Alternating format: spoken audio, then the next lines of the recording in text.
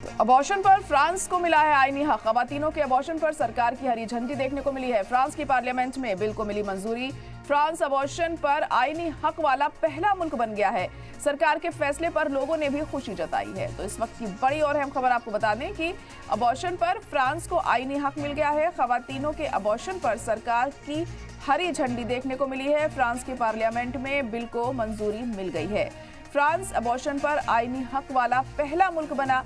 सरकार के फैसले पर लोगों ने भी खुशी का इजहार किया है। तो अब खवातीनों को ये आईनी हक दिया गया है कि वो अपनी मर्जी से अबॉर्शन करा सकती हैं। ये बड़ा फैसला फ्रांस में लिया गया है। अबॉर्शन पर फ्रांस को आईनी हक मिल गया है। खवातीनों के अबॉर्शन पर सरकार ने हरी झंडी दे दी है।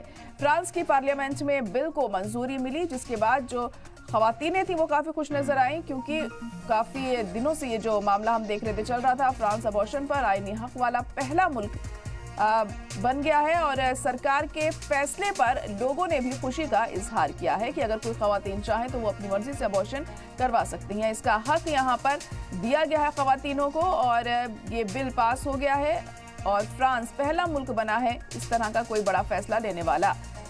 तो आईनी हक यहाँ पर मिला है अबॉर्शन कराने का खवातीनों को।